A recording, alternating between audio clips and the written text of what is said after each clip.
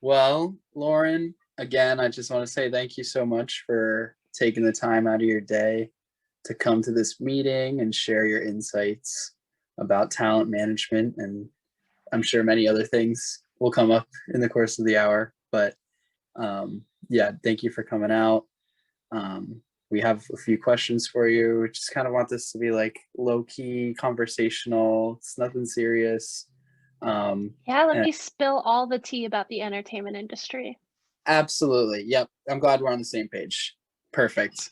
Um, but yeah, we just have a few like general questions for you.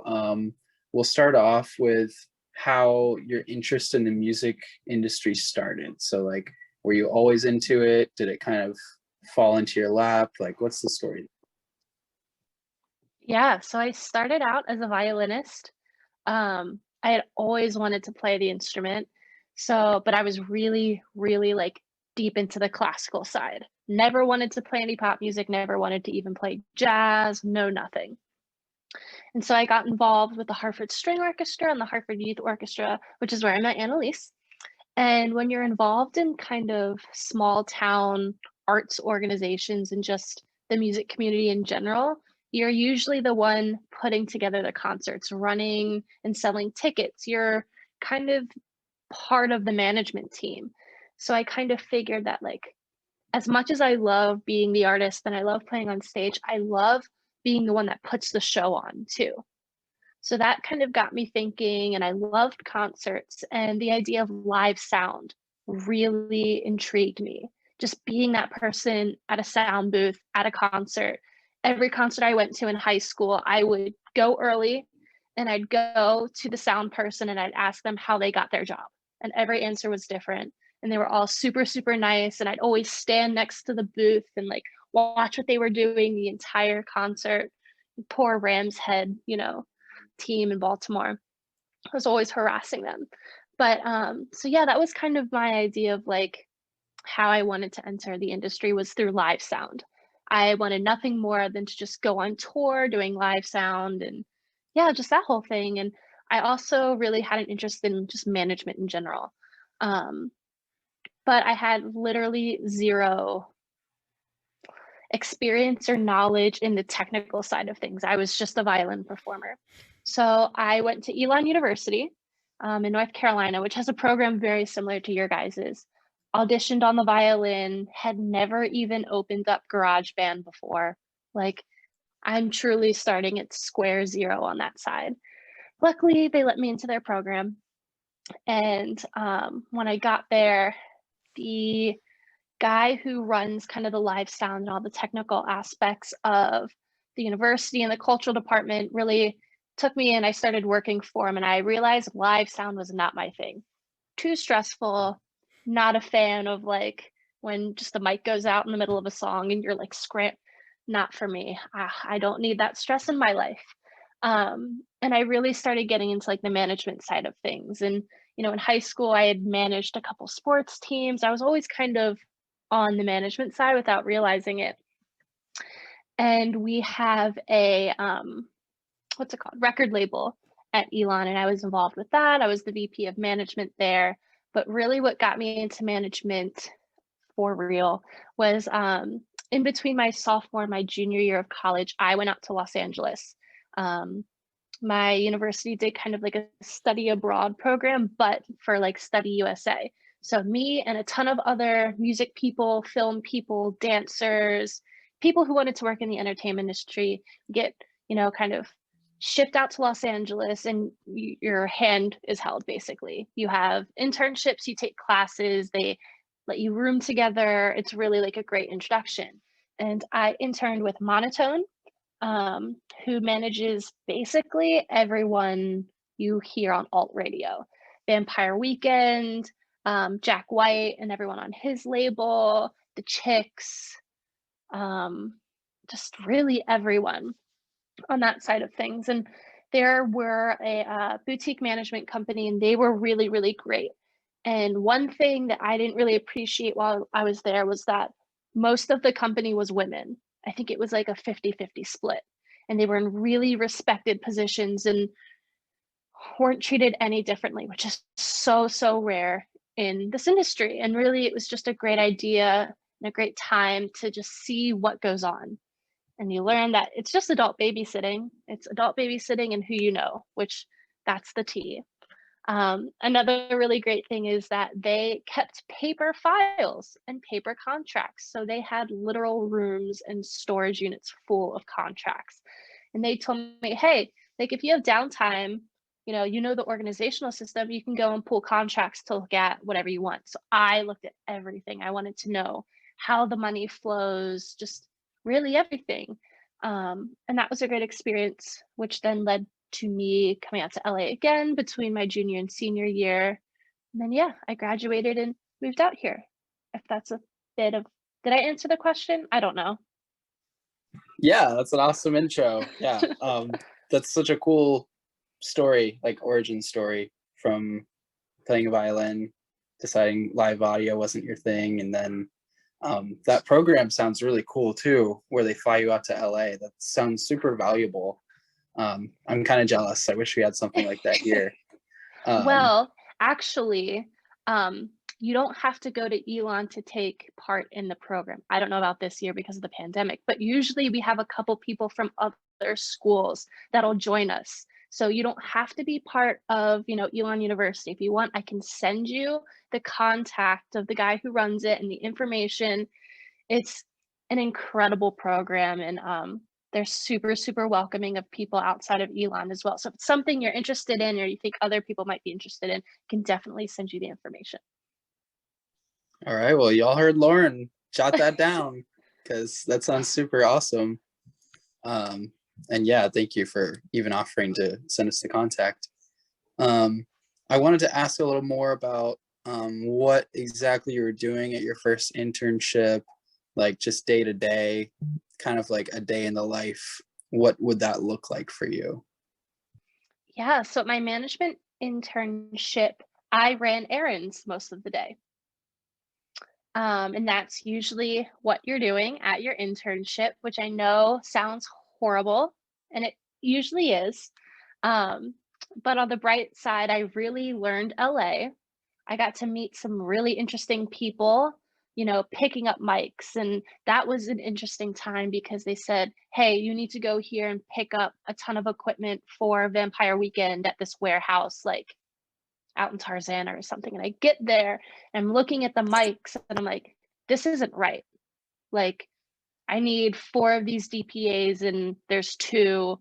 Where are the other 2? This is the wrong brand. It's not even the right type of microphone. Like, give me the money.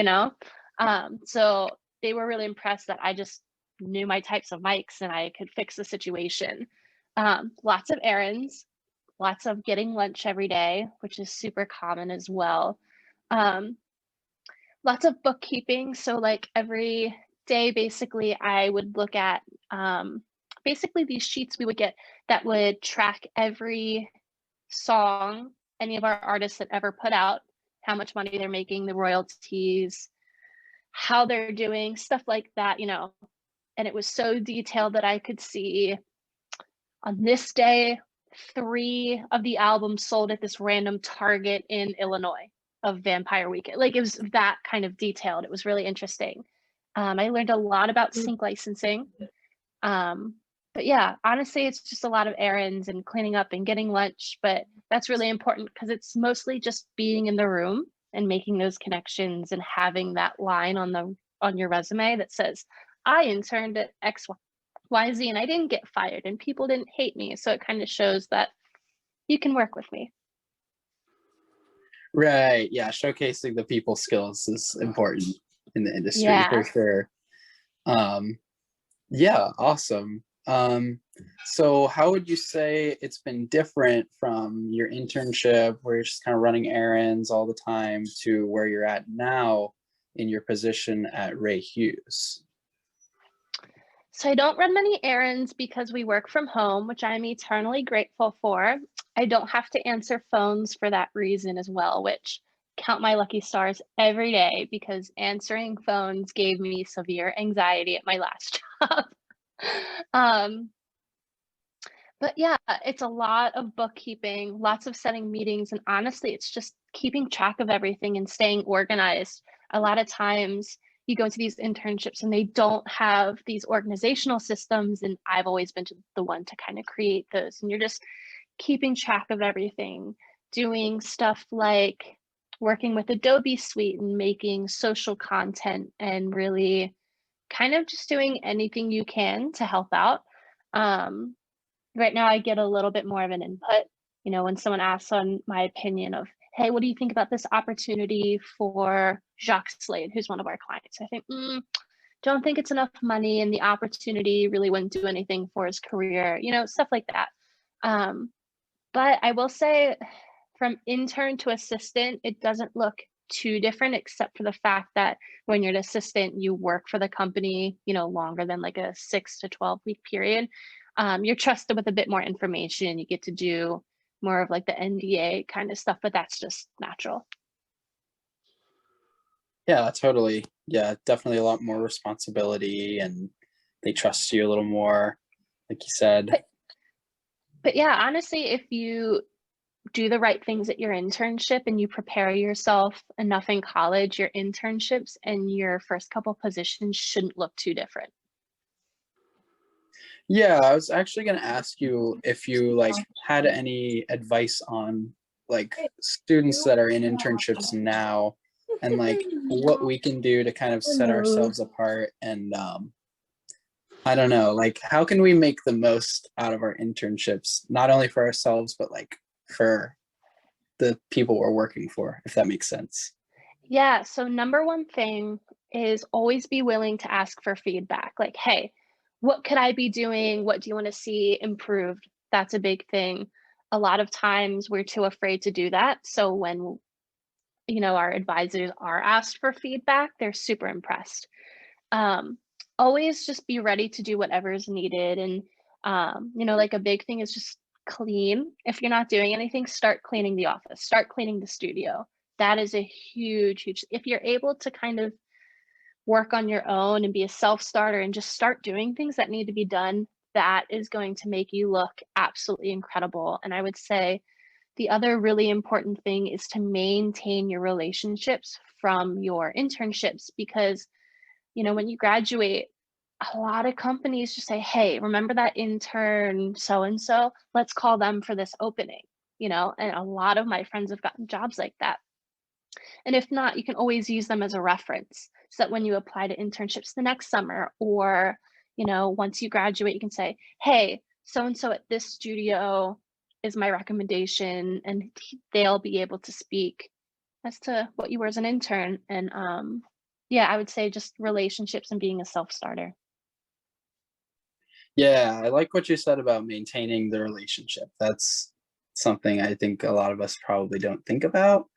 But yeah, like you said, they could always call on you down the line for something, and that's another door that opened. Yeah, people hate hiring. So if they know of someone and have an intern that they love, they're more than likely going to call that person and say, hey, when can you start working? Right. Yeah, that makes sense. Interviews are awkward. Oh, they're the worst. Yeah. So off the like building relationships, maintaining relationships thing, I'm sure when you went out to LA, you met a ton of people. And I know a lot of us after we graduate, we're either going to move to like New York or Los Angeles. So I wanted to ask what that experience was like as far as like the relationships you built, any advice you have for any of us that are going to move to like a bigger city after college, and how we can make the most of that in like a relationship building aspect. Yeah, so I'm a bit different because Elon has a huge alumni base in Los Angeles. So much so that we've been told that we need to be less like a cult by the university. They're like, you guys are really intense about like your whole Elon entertainment thing, tone it down. But because of that, I've had a really great support system of alumni who are always willing to help. So that would be my biggest recommendation, is reach out to the alumni from your program, from your school. They want to help you. They're really invested in other students. They've been in your position. And in my experience, they're always willing to help. And I'll also say LinkedIn is great. Clubhouse is really, really great right now. And I hate that I'm saying that because there's just so many cringy people on Clubhouse. But if you can get in the right rooms, it's a great way to kind of network right now. Um, and once you get out to those cities and you kind of find your way into the industry you want to work in, I will say there's kind of a bit of camaraderie between other assistants, other people who have just entered the industry where we're all kind of like, oh no, need to make friends, need to make relationships. So they're always willing to go and get drinks, hop on a Zoom. And I would just say reach out to, your assistant, your fellow assistants, your fellow entry level people in your area. And they're always willing to kind of make friends, hook you up, and look at the peers at your company as well. We're in the entertainment industry and people understand that it's a relationships game. So they're always willing to, you know, go out to coffee with you. That's what I was always told was, hey, go buy them coffee. Like if there's someone at your internship you really look up to, take them out for coffee, buy them lunch. And it's the best $20 you'll ever spend type thing, which I did a lot. And I still reach out to alumni that went to Elon. I'm like, hey, I know I see you work at this company. There's a job opening. Like, can you tell me more? Or, hey, you work in the part of the industry that I really want to. Can you tell me more? So yeah, don't sleep on your alumni. Bond with fellow assistants, and don't be afraid to ask other people at the company that you end up working for to kind of mentor you and educate you as well. Wow, that was an amazing answer to that question. Oh, and also Super Facebook insightful. groups. Oh yeah, Facebook groups for sure. There's the I one know that's like Facebook is music a little industry. outdated. All right, career networking board. Is that it?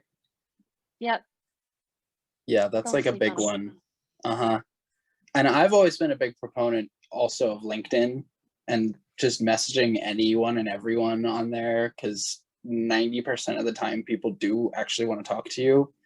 But I wanted to ask you if you had any LinkedIn networking tips, because I think that's Oh, definitely the scariest part of LinkedIn is like sending your first message to someone. I don't know about LinkedIn networking tips, but in general, I just found out that you can take tests on LinkedIn to become like proficient in Word and Excel and all that sort of thing. You can become proficient in Pro Tools. I failed my Pro Tools test, it's fine. But like, Logic, they have stuff for everything. And it puts like a little badge on your profile that says like, hey, this person has passed our tests in these 10 skills, and you get early access to jobs because of it. And Right. I just learned that, so I would say like that has blown my mind. But yeah, I would just say don't be afraid. At the end of the day, it's an online message. The world's not going to burn down if they don't respond. All you can do is try type thing. Yeah. I recently learned about I think it's LinkedIn Learning is what they call it. And yeah, I think you have to buy like the LinkedIn Pro for like however long you do it. So it does like cost a little bit. But yeah, for anyone who's listening, that is super cool. And it's like, I don't think the courses are too hard either. So good way to showcase your skills for sure. That kind of leads into the next thing I wanted to ask you is like, what are the skills that you think are really valuable for someone who's looking into talent management? And are there like any skills that you've picked up along the way that have been really helpful for you? Yeah, I would say that if you did any babysitting as a teenager, that is extremely helpful. Most of my job is adult babysitting. You really just kind of have to have thicker skin and be able to take some BS, um, and really have the confidence to stand up for your clients. That's kind of the biggest thing we do is we protect our clients from the people that want to pay them no money to do something, and we fight to get them fair wages and really cool opportunities. And um, you really just kind of have to be able to adapt to anything. So, like I said, I'm not doing too much stuff in music management at the moment, but I just hopped off a meeting with a literary agent to try to sell a cookbook. And, we have some actors on TV shows, and we're trying to get an alcohol brand started up. One of our clients wants to sell their own rosé. So, you've got your hand in like a million different industries at one time, and sometimes just for one client because they're so multifaceted. So I would just say being able to kind of shift and pivot and really adapt to any situation that you're in is going to be the most helpful, besides just having the confidence to stand up for your client and kind of, you know, deal with them when they're low.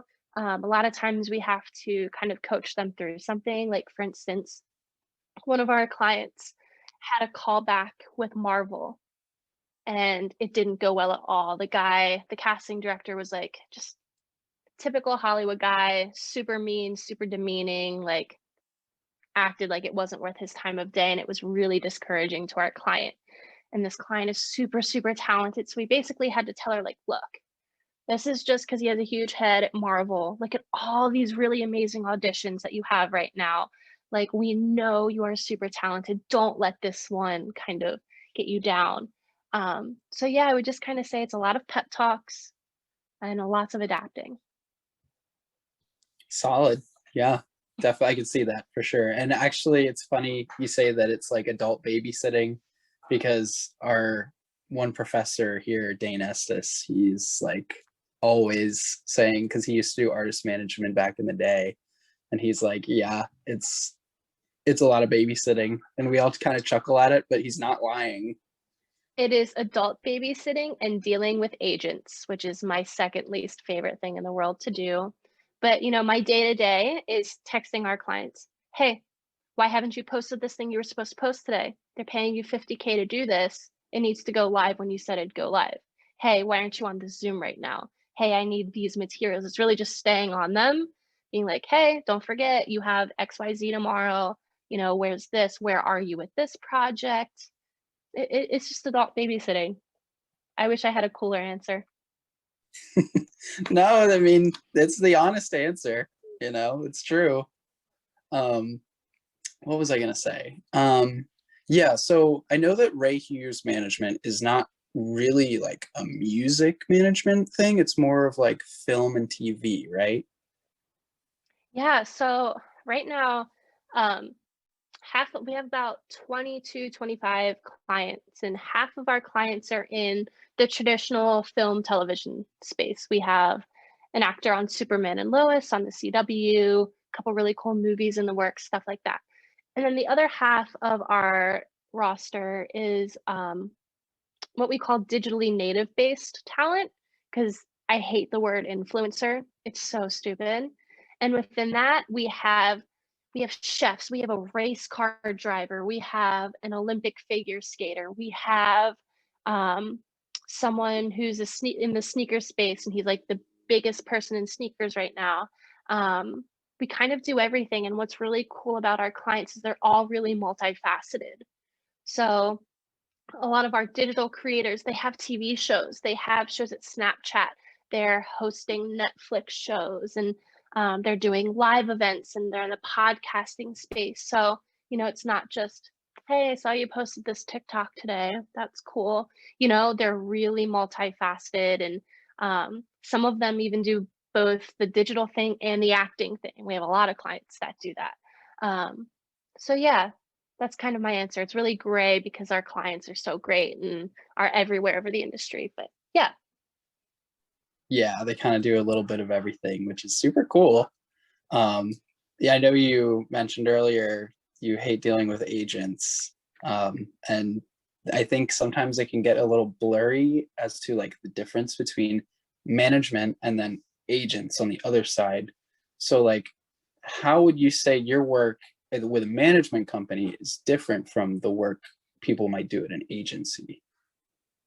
Yeah. So it's kind of gray, even though there's a lot of laws in New York and LA, outdated laws surrounding it. So by definition, as managers, we are here to advise. And an agent is there to procure opportunities. Granted, we go above and beyond for our clients. A lot of our clients don't have agents, and we're a boutique company, which kind of is really hands-on. So we do procure a lot of opportunities. But yeah, just the easiest way to think about it is the manager advises and kind of controls the team, because if you have an artist or a talent, they have an agent, they have a business manager, they have a publicist, they have all of these people on their team, and we're kind of sitting at the head of that table, making sure everyone's doing their job, making sure everything's correct, really being that sounding board, kind of just overseeing everything. Everyone reports to us. And an agent is someone who procures opportunities in a specific area. So like with some of our clients, they'll have a TV and film agent, and then a separate commercial agent, and then an agent for digital opportunities, literary agents, the list goes on. Awesome. Yeah, I think that clears it up pretty well, like about as well as you could. Yeah, I like I said, it's a really so much of a gray area, but there are laws, surrounding it. So I can't be both a manager and an agent. What's really interesting right now is we're seeing a lot of agents jump ship and go to the management side. Yeah, I'm sure that does happen both ways in the industry. Yeah, there's kind of a lot of jumping ship in general. I feel like also between music and like the media space too. So many people that I've met at like music industry panels and webinars actually like do not work in the music industry at all. They're like media, like NBC Universal and stuff like that. And I was wondering if you have seen any of that overlap or would want to speak on kind of how those two worlds intersect with each other. Yeah, I would say I'm a prime example of that overlap. Um, coming out of college, I was very much music based. I did a lot of like tour management. Um, so that was fun. And right out of college, I got a job with a music contractor. So it was like, you're not entirely in music, not entirely in film, but what we did was we hired all of the musicians and coordinated all of the recording sessions for film scores. And so we did like basically every big movie with every big composer that recorded in Hollywood. Had some fun times, had some terrible times, but that's just a great example of how intersectional the entertainment industry is, because here I was in the room with like the director of Frozen and these big studio heads in film, even though I'm a music person. You kind of just have to be everything. And now I work in talent management, which doesn't have a lot of music. And it's really interesting once you kind of enter the industry, the different places you can go and how many positions and fields there are that you wouldn't have even thought of. But yeah, we're seeing a lot of migration to the digital side because it's so important and everyone can do it. So, and you can make a lot of money off it. So it's just another stream of income. It's a way, if you have a musician, they're marketing their music, obviously, and then they're connecting with their fans, which you guys know is super, super important. But also, if they have a great digital image, they can do brand deals. They can bring a lot of money in promoting products and doing really cool partnerships. So there's so much of an emphasis on it because it is becoming such a big part of every artist. And even our actors and actresses that we get that are true actors and actresses, they don't want anything to do with YouTube, TikTok. They just want to be in movies and act. We say, look, you still have to have great social media practices because it's a way to market yourself. It's a way to get your face in front of casting directors. It's all these things, and it's so important that I feel like we're just seeing a lot of people migrate to that space. And look at Clubhouse, that just came out very recently. These spaces are really growing and investing in creators, and it'll be interesting to see like how social media changes things in the next 2 to 3 years and how much bigger of an audience and a space they're going to have within the music world, the film world, stuff like that. Yeah, I definitely see like a lot of creators who want to do it the old way, where they just do their one thing and that's it, and they don't want to be on TikTok because they think it's whack, or they don't want to make YouTube content. And I've just been seeing so many people talk about how important it is to diversify with like marketing yourself. And I think that's basically exactly what you're saying. especially with TikTok, and like you said, Clubhouse is the next like thing that's been blowing up. I wanted to ask, I know NDIAs might be a little weird for this question, but I wanted to ask if you have any like success stories of people you've seen that like tried out a different platform and like had it work out for them, or like furthered their career in any way. Yeah, so one of our clients, Julia Kong, um, she blew up on TikTok because she had done some modeling. She's beautiful, but she'd done some modeling and she got on TikTok just to kind of talk about what that's like and the difficulties she's faced as, I think she's like 5'5" and she's Asian and, what that looks like and just the difficulties of it. And she blew up because she was speaking authentically about her scenarios. So once she blows up, now we have more modeling inquiries, and that really just elevates her image. She's doing a lot of really cool stuff now because she blew up on TikTok. And same with our chef Tway. She's a young Vietnamese chef who has a culinary degree, and she makes the most incredible, easy to follow Vietnamese recipes. She blew up on TikTok just because she's making these really what we look as complicated Vietnamese dishes, something you can make in less than an hour in a college dorm and with the simplest ingredients that you can find anywhere. And she makes it really accessible. And what's great about TikTok is it really caters to that niche individual that just does weird stuff. Like when I'm like in bed at 2 in the morning and I'm watching someone build a house out of Coca-Cola cans or something, and that person's gonna blow up.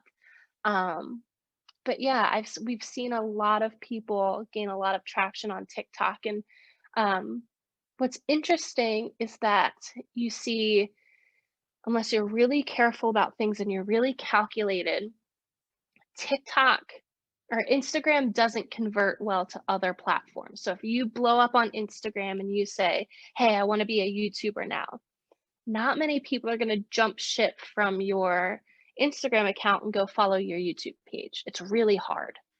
TikTok is the opposite though. If you blow up on TikTok, people are gonna follow your Instagram. They're gonna follow your Twitter. They're gonna follow your more long form stuff on YouTube. It's very, very interesting and it's really exciting. Yeah, that is really interesting how it kind of is like a one-way door with TikTok. Um, yeah. I had a question for you, but slipped out of my mind. I'll try to remember it if I can. But just going off the ones we have written down here, I know we all know the music industry was hit really hard by COVID over a year ago now at this point, which sounds crazy to say. And I'm sure it was no different for Ray Hughes if you were working there at the time, even though you were remote, I'm sure. But I just wanted to ask like how the pandemic affected your work, how it affected Ray Hughes as a whole, and just what that was like going through the pandemic with that company. Yeah, so before the pandemic, I was actually working at Encompass Music Partners. And like I said, we were doing film scoring mostly. Film scoring, some live events, stuff like that. So when the music industry shuts down, that's terrible. And when movies stop being made, then we don't have anything to do. So we lost everything basically within 2 weeks. Every recording session we had on the books left. The ones that did stick around to record, when film scoring happens, it's the literal like last thing that happens when you make a movie because you have to have picture lock, XYZ. So when movies aren't filming, that really delayed us because the post-production process was delayed and everything just stood still. And a lot of what we did as well was doing what we called sidelines. So let's say, what was something we did? A director would call us and be like, "Hey, I'm shooting a scene that has a marching band tomorrow, and I need 60 high schoolers in marching band gear who can show up and play and be filmed tomorrow." And then we would have to source 60 marching band players for their shoot the next day. So, that was completely eliminated as well. And got furloughed, got brought back on for a couple months when the industry shifted to remote recording, which is really interesting. So we had to kind of figure that out. And, the musicians we hire, they're musicians. They're not recording engineers, right? A lot of them are pretty old too.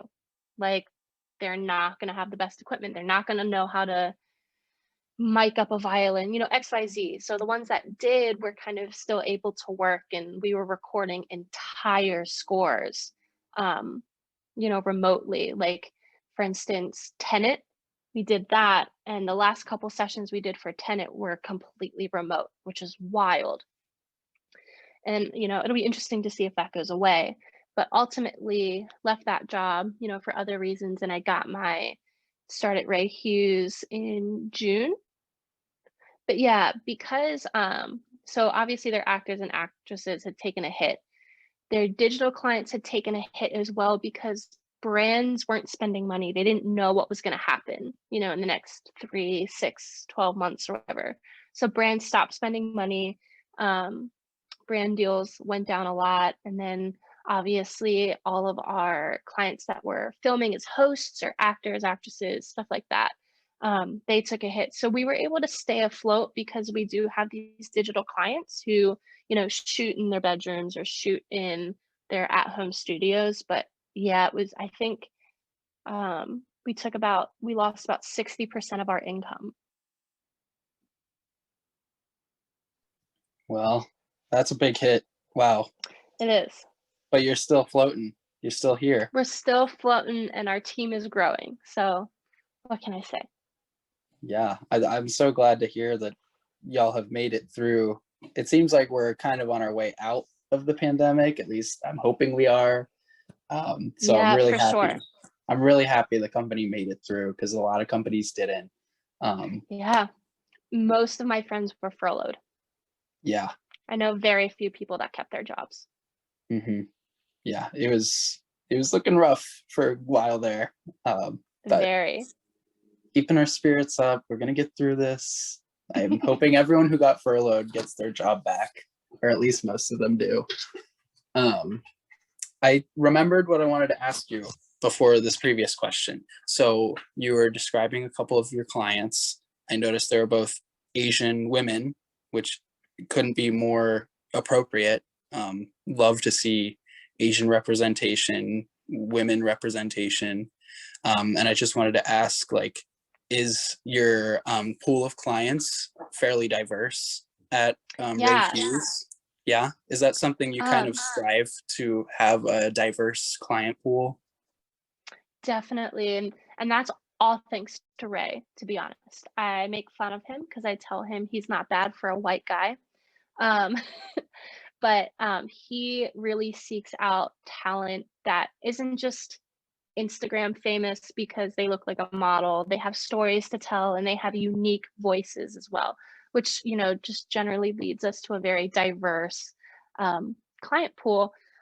So we have a lot of Asian women, a lot of Black actors and actresses, and digital talent as well. Many of them are both.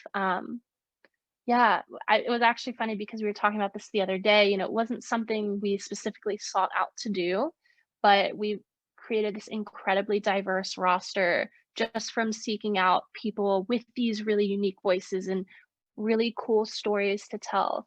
But yeah, that's something that's really become important to us as a company, is diversity, and I'm super lucky to work for a company that truly values that and isn't just, oh, we need to become more diverse now because of everything going on. No, like, that's truly one of our values, and I'm really thankful for that. Yeah, that sounds like a really positive work culture. Like, it's not, like you said, it's not just to put on a front of, like, we're doing our part by being diverse. Yeah. It's, like, genuine. And it's a lot of fun because we can go to these brands and say, hey, we have a young Vietnamese chef, and you've literally only worked with a bunch of white Instagram influencers. Like, that's not cool. This is what you're getting with our client. And right now we're pitching some screenplays to a bunch of production companies, and it's an all Black production company that is attached to it and is trying to sell it. And, a lot of the pitch is, why these stories need to be told, and how they're surrounded by these minority voices, and that's just been really fun to kind of uplift and be a part of. Yeah, Ray Hughes is starting to sound like a pretty darn cool company the more you talk about it. It Um, is. I'm very thankful.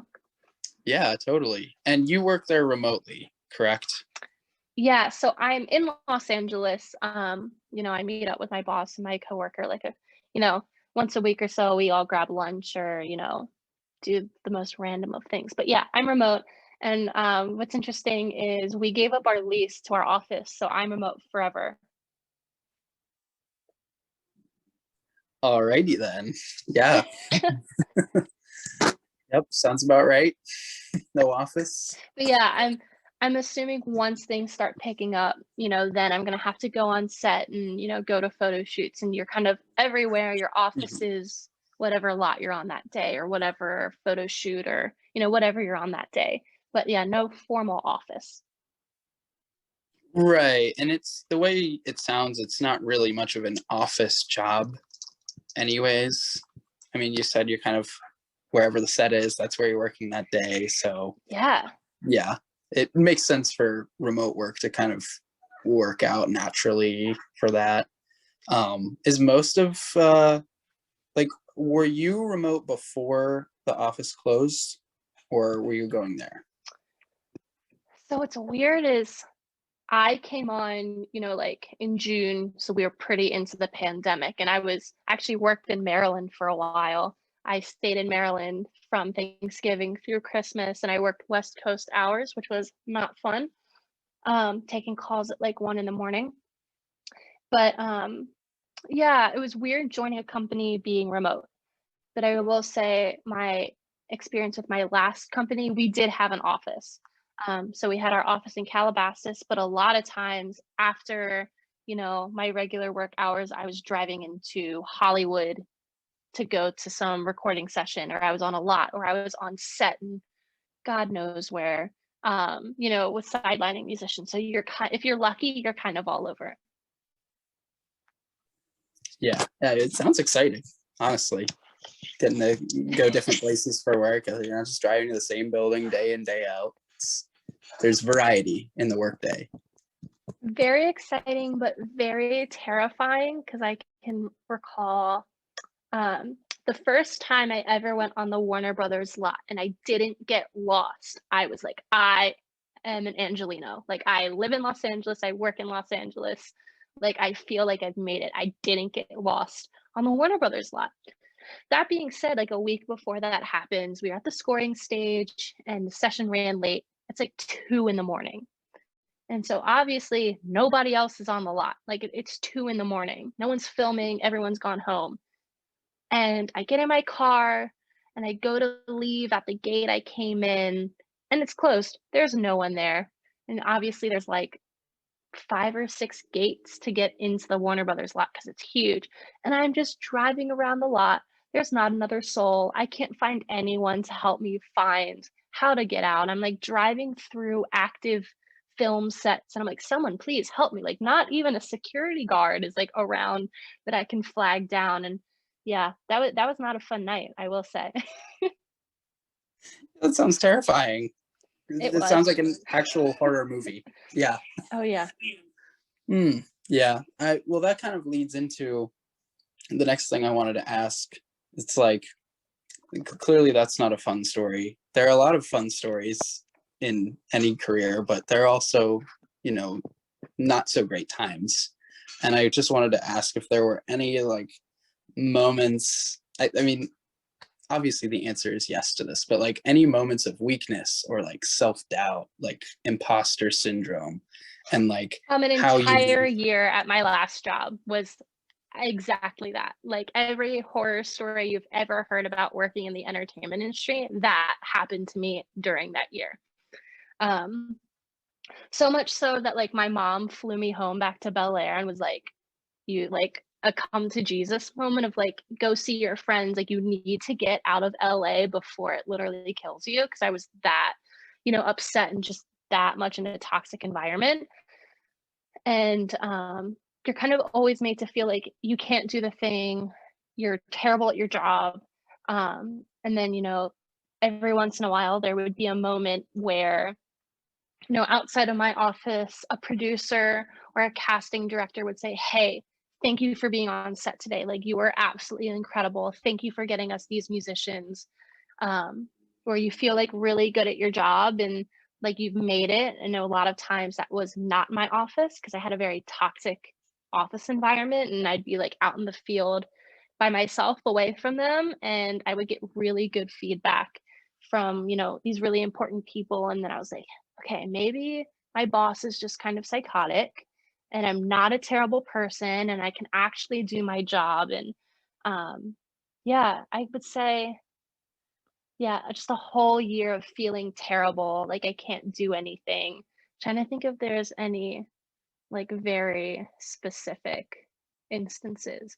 I would always feel like I failed if I couldn't find musicians for a shoot the next day.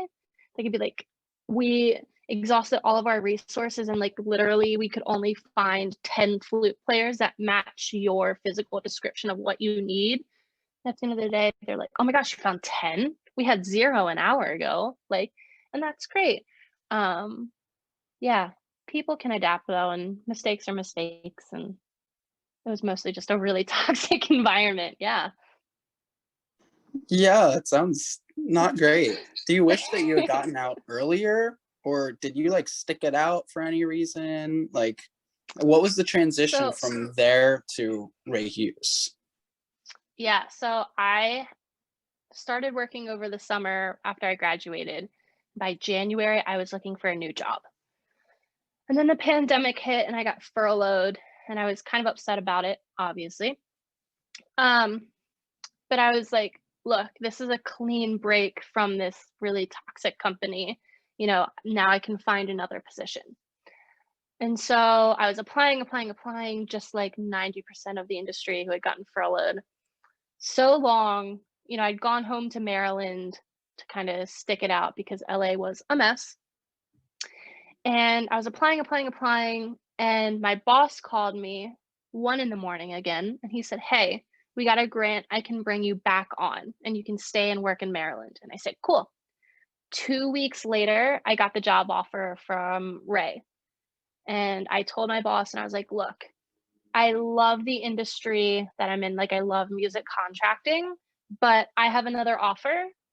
What do you want me to do?" And he said, "You should take it. Go to another company. We don't know what music contracting is going to look like." And I said, "Okay." And I don't regret anything. I regret staying at that really horrible company for so long because when you first get into the entertainment industry, everyone pushes you to go to an agency and do 2 years at an agency and just get abused and have the worst 2 years of your life because they see, oh, if this person survived 2 years at an agency, they can survive anything. We'll hire them. They're cool. So I was looking at it like, I don't even have a year of experience under my belt. I somehow landed at the top company of, what I wanted to do. I have to stick it out for a year or two, or else no one else is going to hire me. So, I was putting myself through this really toxic environment.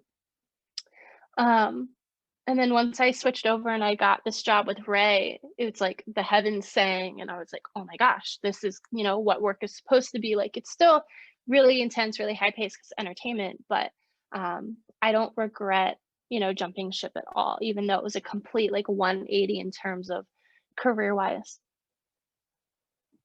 Yeah, it sounds like you're in a much better place now, and I would be grateful for that as well. Yeah, totally. Thank you so much for sharing all of this information. It's been roughly an hour conversation at this point, so I wanted to take a few minutes and open it up for if any of our audience members has questions. Anybody from the board, feel free to drop them in the chat if you're feeling shy. If you're not, just unmute and ask away. So I have a question. You were talking about Heck yeah. like some not fun stories. Do you have any like super fun stories you can share with us? Just, Let me see. One of the first really cool things I got to do was Frozen 2. And so, okay, I'll tell this story because I feel like there's some other lessons to be learned from it. I don't know if any of you know who like Steve Mathis is. He's a really incredible producer, does all of the Panic records. Just, oh my gosh, absolutely incredible person, producer. So we were in the studio with him and an orchestra doing the end title for Frozen 2. We were at Capitol. It was a pretty small space. Like the director of Frozen was in there, the head of animation, the Lopez's who wrote the songs, they're all in there. Super, super crowded. I know who most of these people are. I was just there to help with paperwork, and that's it. And I kind of just sit there and chill on the couch for 6 hours, eat the studio snacks. And so I'm sitting there and, you know, I have a degree in like recording. So I know my way around the studio, you know, engineers, I always became friends with them. And they kind of recognize that you're chill and, you know, we would always have a nice relationship. And so I was sitting on the couch and it was a really fast paced session. So they, you know, wrap a cut and immediately want to hear it back, you know, comped and all. So the poor Pro Tools operator was just like, you know, moving a mile a minute.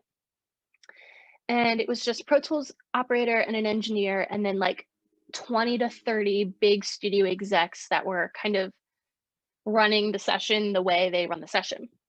So I see, and they can't even have enough time to take notes as to like which takes are good. And I say, hey, let me do the notes for that. Like, and they're like, I know, like, it's okay. Just sit back, relax. I was like, no, like, I know what I'm doing. Like, the engineer knows me. Like, let me take notes for you. And it's a situation where I saw like, hey, this person's struggling. I'm not doing anything.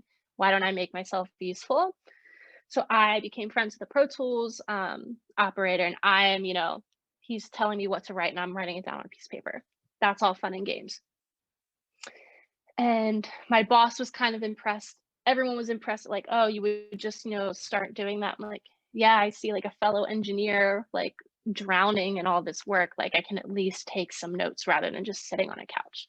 All fun and games. Session wraps up. I've been kind of having a nice conversation with Kristen Lopez, who wrote all the music for Frozen and all the Disney movies now. She's an incredible human being. And she was about to leave the studio and she turns around and she says, I just want to say, this is the most women that have ever been in my booth during one of my recording sessions.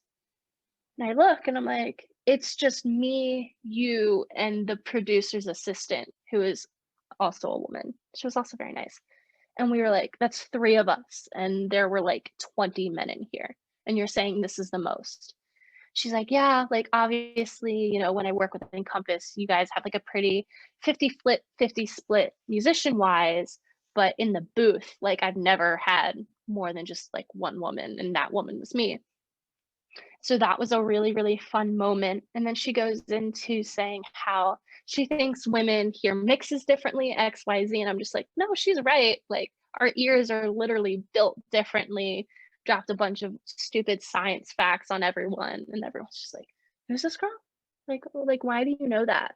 It's like, hey, what can I say? I was a science kid in high school, but you know, that was a really cool moment to kind of bond with her and have her turn around and be like, this is the most women that's ever been in one of my sessions, and for that I'm thankful. I love that so much. Yeah, always make yourself useful, and even if you're not an engineer, just knowing your way around a recording studio and not feeling uncomfortable in that environment is the best possible thing you could be doing. Same with on a TV or film set. Like if you know how to be cool in a recording studio, you can kind of be cool on a film set. No one wants to hire someone that's like super awkward or really inappropriate, doesn't really like know their place and can't chill. So that's another kind of big thing that no one tells you about the industry. Right. If I'm going to take one thing away from this, it is be chill in the studio. Be chill. Just, you know, make friends, make yourself useful. Don't try too hard. Just kind of chill. No one wants to sit in a recording session where they're trying to be creative with someone who's just like talking, bouncing off the walls. Just act like you're supposed to be there. Find your place. Just chill. Totally. We got any more questions before we wrap this thing up? Also, not a question, but I'm sure if you think of questions later on, Lauren might be willing to like give her email just so you can like ask her. I know I ask her questions Yeah, literally all the time. So hold on. Where's the chat? I'm on my iPad. Oh my God, I sound like a Or boomer. however is the best way to contact you. It doesn't have to be email necessarily. Yeah. Okay, I just put my email in the chat. I'll also take a look at resumes. yes. For realsies? That's For what realsies, because resumes in the entertainment industry are not like resumes when you're applying to like marketing jobs and stuff. It is very different. And so a lot of times I would be frustrated when I went to like my college's career development people, and it's just like, this is a complete opposite of what my professors told me to do, and you know, all the tips and tricks. And so yeah, send me your resumes too. I'll take a look at them. Yeah, Lauren has been an angel to me, and we've been working on my resume for like 2 weeks now. So You can ask Annelise, I might tear it apart, but I promise it's in your best okay. interest. I'm just like, please tear it apart. Please just help me. Honestly, that's the best advice anyone can ever give you, is just, this is bad, do it again. Yeah. Yeah. Honestly, like, here's all the things that took me 4 years to realize, and I don't want it to take you that long either. So just do what I tell you. I'll save you tears. Save you tears. I'll save you internship rejection letters if they even email you back, you know. Right. If they email you back. If they email you back. The most another hot tip. Yeah. Keep a spreadsheet of everywhere you apply to. Even if you're cold emailing, keep that spreadsheet. So I just had one of company, position, contact, date I applied, and you know, whatever other information you want. And I just have an entire spreadsheet of every internship, every job at every company. And you know, I had a little section like, if I heard back, that was usually a no. Like, I think in my latest round of job applications, I applied to over 200 positions and I heard back from like 4. So yeah, that sucks, but it's part of our industry. It's kind of terrifying. So encouraging. Or I love like at really big companies like Warner Brothers, I'll get an email saying that I didn't get a job. I'm like, cool, I applied to that 9 months ago. Like, I figured that I didn't get this executive assistant job that I applied to 9 months ago. But thanks for the automated email telling me that I didn't get it. Thanks, Warner. Very classy move for them. Yeah.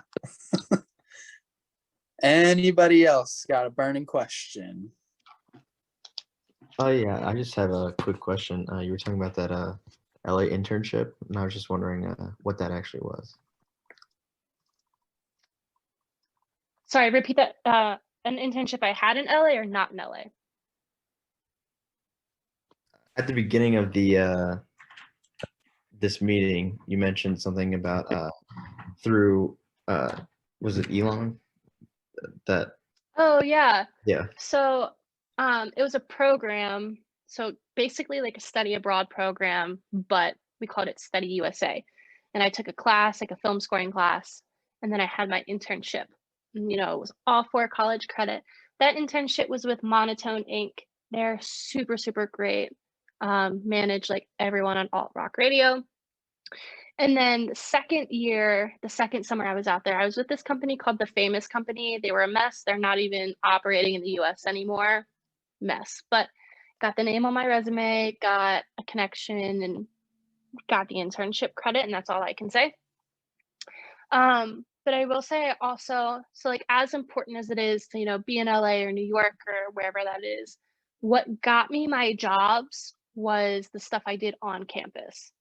Every single interview I've ever been in, they asked about my tour coordinator stuff. And I think you guys might have something similar. We had a touring ensemble at Elon that like went around and kind of advertised for Elon. We would play at high schools, and then we also did tours all throughout the country. North Carolina, Connecticut, like up north, Atlanta. And then I also was the tour coordinator for our Italy tour. So that's on my resume, and that's through school. I was part of the ensemble, and you know, it's technically like a paid job, but I didn't make any money. So that's one thing they always ask about. And then my involvement with the record label and, you know, just organizations on campus, those are always the two that they pull out. One time I had someone recognize like Ian Monotone's name and was like, oh my gosh, but it's the actual experience you have rather than the titles. Because I'll be honest, I didn't have an agency internship. I didn't really intern at any big name companies that would look flashy on a resume, but I'm still here. And it was all of the stuff that I did on campus. So don't sleep on that. And I will help you make sure that your resume appropriately, Annelise, what's the word? Showcases that. Because that was one thing that I didn't do, was properly showcase what I was doing, and I was underselling myself. So don't undersell yourself. Yeah, showcasing definitely would be the word. Also, did you get that internship through Elon, or did you have to like find it yourself and then you were like sent off to LA? Oh my gosh, so stressful. So Or is that a both loaded times, question? no, so both times I started applying to summer internships in January and didn't have an internship until the week before or the week after I'd already gotten in LA. So I'd flown to LA for the summer without anything. And that's kind of just how it goes, unfortunately. It's super common. My first internship, actually, the company had reached out to my program director being like, help, we need interns. And my program director directed that towards me. My second internship was off of a cold email. And it was the person who happened to read the email had a daughter at Elon University, recognized, you know, my email at elon.edu and was like, oh, you're an Elon kid. What do you need? I'll help you out. Is it an internship? Is it, you know, XYZ? And she was really, really great. But yeah, one cold email and like one weird pseudo intro. But other than that, both of my jobs I got off of entertainmentcareers.net.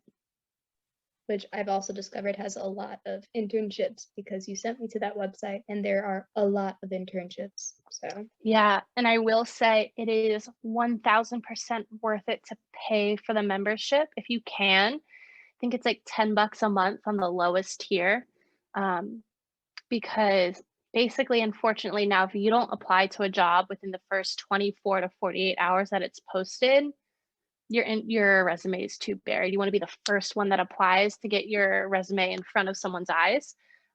So with entertainment careers, the first couple days or like first week, I think that the job is posted, it's a members only application. So it is so worth it to pay for it, in my opinion, if you can swing it.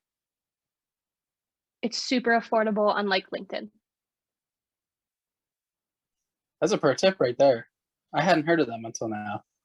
Oh, they're incredible. Entertainmentcareers.net saved my career, literally. and the first month is like, I think only $5.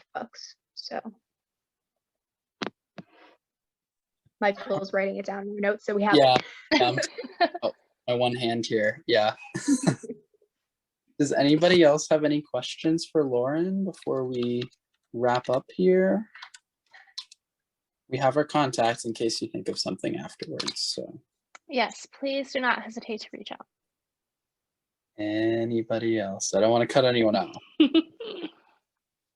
All right. It looks like we're all questioned out.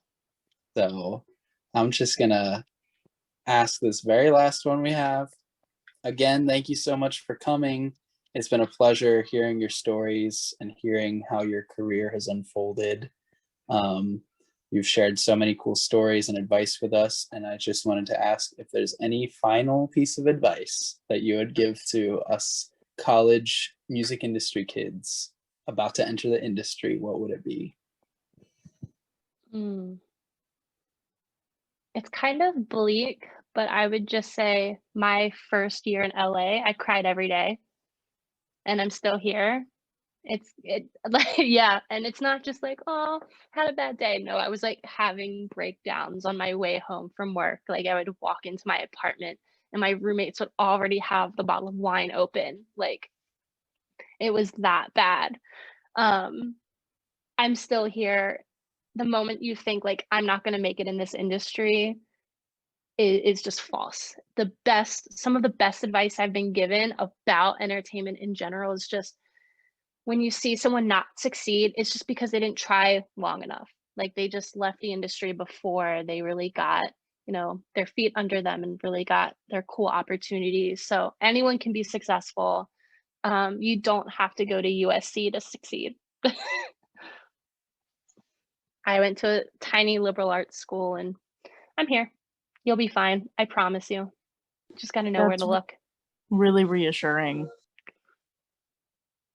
Yeah, it's harder. And yeah, like I said, it is hard when you didn't go to USC, you didn't go to UCLA, you don't have a dad that is, an award-winning director and your parents aren't in the industry. I came into this industry with no contacts, no family, friends, no nothing. And you just got to do a lot of cold emails and it's a lot of luck, but don't let that deter you. And there's no timeline either. No timeline at all. Well, yeah, I agree with Estelle. That is it started off not so reassuring with the crying, but it turned into a very reassuring piece of advice for us. So thank you. It's hard and I'll be transparent about that, but like, you'll be fine. It'll be good. I get to wake up in LA and work on cool movies and music, and we're super lucky to be artists. So at the end of the day, you still have that. Absolutely. Well, thanks again, Lauren, for coming out to this and taking the time. This has been one of our best panels so far, I would say. Thank you. Yeah, thank you very much. And for sharing your contact info, the offer to help us with our resumes. It's all super, super valuable. And we're really grateful. Resumes and cover letters. Feel free to send those over as well. They're so tricky. Still don't like them. So on that note, I think, Grant, we're good to stop recording. And people dropping thank yous in the chat. Yeah, this was awesome. Thank you, everyone.